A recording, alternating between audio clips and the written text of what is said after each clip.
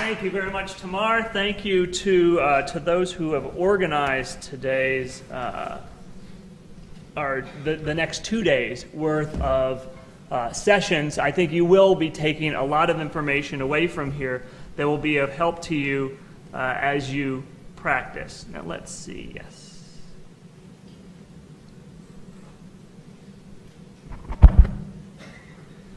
Okay. So it's early in the morning. I want to, if I could, just take you back for a moment to begin by taking you back to high school. Let's go back to high school and just think for a moment about science and what you learned about science back in high school. Hopefully, in those science courses, at some point you focused on the issue of what the scientific method is, and that you walked away from high school with a basic understanding of what the scientific method is. That is, that it refers to a body of techniques of studying and investigating phenomena, acquiring new knowledge, or correcting and integrating previous knowledge. It's based on gathering observable, empirical, measurable evidence subject to specific principles of reasoning. It's using reason. It's using empirical data. It's about building on the knowledge that you've had. It is a process that comes out of the scientific revolution of the 18th century, and it is the basis for which all of us have an understanding of science is. So that's what science is. Science is about facts. It's about reason. It's about putting out a hypothesis and testing that hypothesis. This is what we've known since we were teenagers about what science is. So that's what science is. Now, unfortunately, today, science has been corrupted to become somewhat more entertainment than it is about those sort of fundamental reasonings that we may have learned when we were teenagers. Science has been co-opted into being CSI. And to sort of put a little twist on the title today, I think forensic science actually might be more like CSI in the sense that it's fictional. And we will be exploring that, how it's not necessarily based on empirical facts, how it's not actually reason-based, how it may be so firmly committed to furthering the goals of law enforcement that it doesn't necessarily tailor itself to critique what the science is that is supposed to be the basis that's there. So that's what we have today. And it's really not a totally recent phenomenon. This public defender really went into this because in the 1970s, Quincy was absolutely my favorite show. Most of the time, he was helping people get off that were being wrongly accused by the bungling police officers. I think that Quincy is maybe sort of a rare exception. I almost didn't put it up here because I actually think if you actually watch a Quincy episode, you'll be pretty impressed at the good science that went into that show. But that's just an aside. The entertainment value of forensic science really is something to be concerned about. Now, forensic and criminal cases, we have a lot of different areas that we're going to be talking about, or we might not hit them all today. We're going to be focused in our case file on arson and fingerprints, but there are a number of different areas that you may encounter in your criminal cases that touch on forensics or are derived from forensics. You may have DNA, nuclear DNA, mitochondrial DNA, YSTR, touch DNA, or low copy number DNA. This is the sort of gold standard today in forensic science. There are lots of problems with interpretation. There are changes constantly going on. If you have a DNA case, you need to be concerned about the numbers and probability statistics that they're giving you. As of late last year, SWGDAM was recommending a complete recalculation of the combined probability inclusion rate. So if you have that in your cases, you need to be aware that it is dynamic. There are changes that happen, and DNA is one of those. There's serology. There's presumptive blood tests. There's confirmatory blood tests. The same goes for semen, for saliva, for urine. There are friction ridge analysis, or fingerprints. There's latent prints, palm prints, some extreme tip fingerprints. I don't know if you had that in some of your cases where they're trying to use just very small fragments of the tips of fingerprints. There's firearm tool mark analysis. That's bullet and shell case markings. There's other pattern matching analysis. There's bite marks, there's tire tread impressions, shoe tread impressions, and other tool marking. Hair and fiber analysis, arson analysis, accelerants, burn patterns, which you have in our case that we're going to be talking about this weekend. There's blood spatter analysis, not splatter, it's spatter. So if you watch Dexter, you probably already know that it's spatter. You have chemical detection, you have pattern markings. You have handwriting analysis, materials analysis like glass composition and paint composition, computer analysis, pathology, autopsy examinations, and toxicology. There's drug analysis as well. So forensic science evidence in the courts. All of us know it has been, it's an incredibly important part of our criminal justice system. Really, for more than a century, forensic science evidence has had a dramatic impact on the criminal justice system. Has anyone here ever read Mark Twain's Pudd'nhead Wilson? Few folks. At the turn of the 20th century, Mark Twain penned that book. And if you haven't read the book's all about a lawyer in town who is fascinated with the supposed uniqueness or individuality of fingerprints, and he starts collecting everybody's fingerprints in town, and you ought to pick up the book and read it to see how the story unfolds. But that was written sort of before fingerprints were being introduced into court cases, and it captured the imagination of the public, and soon thereafter, fingerprints, of course, were coming straight through into the court system with a very little scrutiny and coming in to court cases and having a dramatic impact. As you can imagine, it's strengthened the criminal justice system in many ways. DNA has had that impact. None of us would criticize the fact that the Innocence Project gets people exonerated off of death row, off of life sentences, or from under life sentences because of DNA. But it's also weakened. We certainly know that people have been executed because of faulty forensic science, say, in the arson area. Or we know that Brandon Mayfield, the defense lawyer from Oregon, gets accused of the Madrid bombing because of fingerprint analysis by the very top of the FBI's friction ridge or fingerprint analysts, erroneously saying or linking him to a bombing. So we know it's weakened the system as well. And we do sit at a period of time or an era in which forensic science is probably more important than ever because the prosecutors feel the need to put on more forensic science to satisfy the appetite of jurors.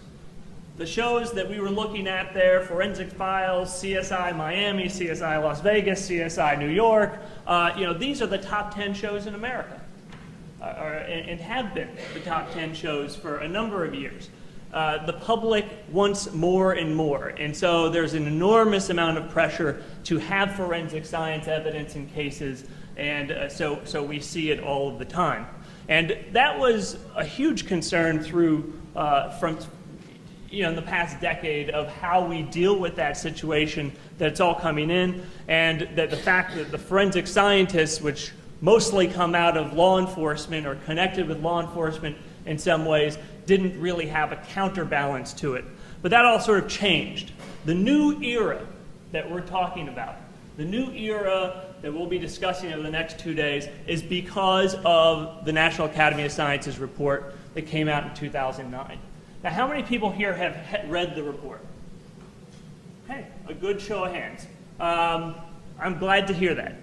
As part of your materials, you have some of the most important parts of the report. You have Chapter 5, which goes through and gives a critique and an explanation of a number of the disciplines that the committee looked at, and you'll have the executive summary report. It's an incredibly important document to have. It's one of those that you should have on your bookshelf in your office. I think actually we will sort of be defining in the criminal justice system as sort of the pre-NAS report period and the post-NAS report period. So it is a very important document and one that you need to be familiar with. This is the report. after I sit down, you'll be hearing from one of the committee members, Marvin Schechter, who really can do much more justice to sort of what the backstory was and the importance of the report and where we've gone from the moment that it was published in February of 2009. Just some highlights. The title is Strengthening Forensic Science in the United States, A Path Forward. They wanted to be future-looking in how we were going to make some changes to the forensic science discipline. It is a watershed moment in that the scientific community was able to weigh in with some of the legal community about what the state of forensic science is that's being admitted into court. And as I've already said, in Chapter 5, they have the step-by-step critique of the disciplines, which is critical for you to be familiar with as to what their critiques are. The committee, if you don't know and you haven't used a National Academy of Science report before or a National Research Council in the DNA arena, the 1996 NRC evaluation of DNA interpretation is sort of the Bible of how things should be done. But what those bodies are is a collection of distinguished scholars that are tasked with advising the government on matters of scientific and technical value. It's sort of the blue ribbon commission to look at an area or a question that's important to the functions of government. And the committee included, this particular committee included preeminent forensic scientists, preeminent members of the legal community, and a diverse group of scientists that included forensic scientists as well. So sometimes you'll hear them trot out that they felt it was biased against forensic scientists. There, in fact, were forensic scientists on the committee as well and advising the committee. It is looked at as a body that has a great reputation for independence and nonpartisan in its advice. And that's important to communicate to your judges when you're talking about the NAS report, or if you're going to use it as a learned treatise when you're cross-examining or trying to get to the judge to think about the admissibility question if that's what you're fighting. The committee heard testimony, reviewed documents, and consulted with and collaborated with experts in the field over, I think it was a 2-year period, and collected a great many documents on each of the forensic disciplines. So when they were making their opinions, it was based on a variety of information that they were able to gather. Their general findings were that forensic science disciplines are supported by little rigorous systemic research to validate the discipline's basic premises and techniques. It's a pretty hard and bold statement that many of the disciplines aren't really supported by much research that validate their basic premises. The research is needed, and they were encouraging more research in this path forward look to address the accuracy, reliability, and validity of the disciplines. They were recommending that there need to be measures of uncertainty that have not been quantified, that with regard to most of the forensic disciplines, there are no best practices, there's no standardization. One lab uses a different standard than another. The language and the lack of precision in the language that the experts use is not standardized whatsoever. That error rates have not been established, nor are they usually even admitted to. A great many, I don't know if anybody here has had cases that had fingerprint experts who get on the stand and say there's a 0 error rate in our discipline. The scientists on the NAS committee said that's laughable. No real scientist would ever say there's a 0 error rate. This is a human endeavor. There is always an error rate that's involved and a possibility of error.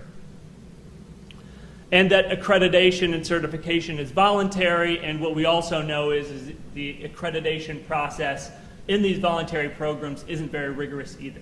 So even ASCLD certified labs are labs that are found to have enormous error rates and lots of problems. In North Carolina, if we have some folks here from North Carolina, they could tell us about how their ASCLD lab at the SBI was, had an unbelievable amount of errors that were being produced out of that laboratory.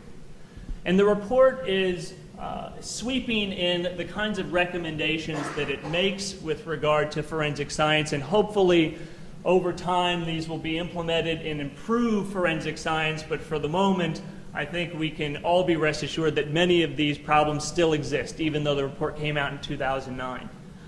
Best practices need to be adopted.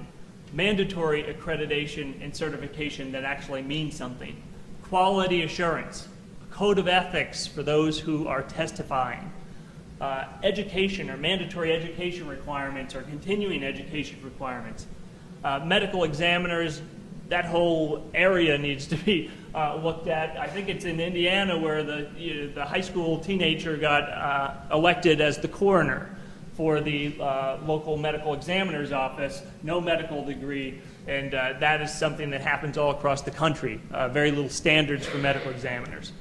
They recommended the creation of a National Institute of Forensic Science to try to pry away these forensic laboratories from law enforcement. Now there's, given the economic problems, not likely to happen anytime soon, but a very important recommendation to try to establish some independence for these laboratories. They recommended model reports, measures of uncertainty, probability statements that are much more accurate than the kinds of statements we hear in these cases. In the Toolmark cases, it's a match gun. No other gun in the universe could have ever done it, could match to this. It's an exclusion of any other gun in the world. It just doesn't stand up to what we know about statistics or probabilities or sampling. And so the statements that they make, these quantitative statements, have been called into question. They made recommendations on probabilities. One advancement from 2009 is that, and since we are being sponsored by BJA, I'll give a little bit of credit where credit is due. DOJ is also spending $800,000 investing in a research project on coming up with better probability statements with regard to fingerprints through UCLA. It's research that's going on. They recommended research into accuracy, validity, reliability, and observer bias, and for true independence. The bottom line of the report and what you need to take away, and actually when I saw it appear in Justice Scalia's opinion in Melendez-Diaz in June of 2009, that he got the bottom line of the report that was really fresh off the press, is this.